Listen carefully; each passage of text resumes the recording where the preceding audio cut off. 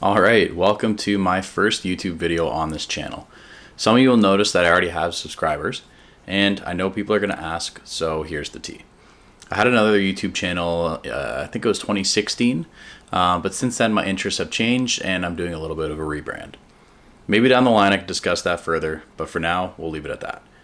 On this channel, I plan to review and unbox watches and talk about the industry as a whole. Alright, well, that being said, let's talk about the Seiko SPB143, otherwise known as the 63 Moss. This watch is not only one of my favorite watches of all time, but it's special to me because it's the first watch that I purchased and it's the watch that got me into the hobby.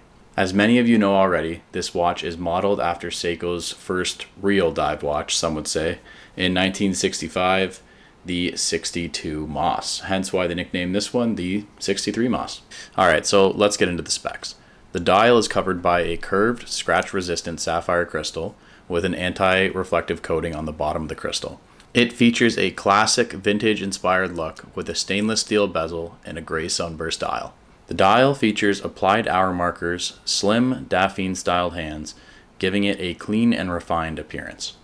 The bezel is a stainless steel unidirectional 120 click action, and it's actually really good. Let's see if you can hear it.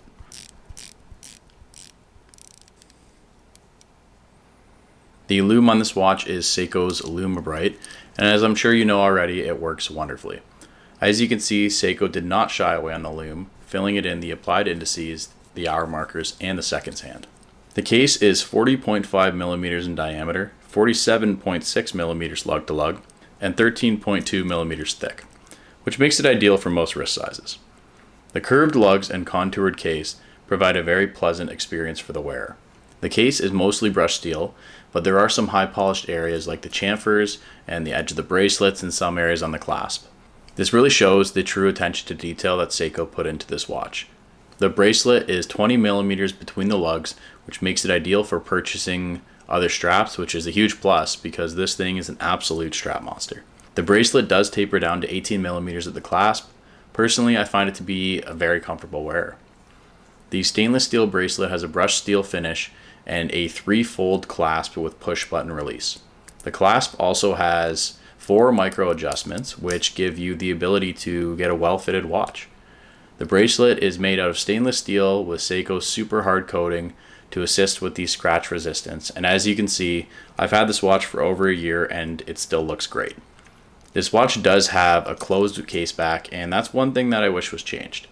I know the 6R35 movement isn't the prettiest movement, but I would have loved to see a sapphire crystal at the back. However, it is a dive watch and it does have a screw down crown and screw down case back, which makes it certified to ISO standards for diving up to 200 meters. So, I get it. Like I said, it is powered by Seiko's 6R35 automatic caliber, which offers a power reserve of 70 hours and is known for its accuracy and reliability. Seiko states this watch runs from plus 25 to minus 15 seconds a day, but after wearing it for almost a year, I can tell you that it runs much better than that. The watch also has a date function at its 3 o'clock position, adding to its practicality. I don't know about you, but I'm indifferent on whether a watch has a date window or not. I find it pretty useful and I like it, but I like watches with and without date windows. So let's show you an on-the-wrist shot here. I have a 17.5 centimeter wrist, which is just under 7 inches. I personally love the way the watch fits. Some people say it wears a bit heavy, but I don't find that to be the case. The Seiko SPB143 catches a lot of slack due to its price tag, but I personally think it's worth every penny. They retail at $1,595 Canadian or around $1,200 US, but you can find these on the secondary market anywhere from $1,100 to $1,300 Canadian. If you're in the market for an affordable and versatile watch that you can wear with jeans and a hoodie or dress it up with a suit, the Seiko SPB143 is definitely worth considering, especially if you can find one in good shape on the secondary market. Let me know if you guys own the Seiko SPB143 or ever tried it on, and make sure you leave your comments down below. If you don't mind, hit that subscribe button, and I'll see you guys in the next video.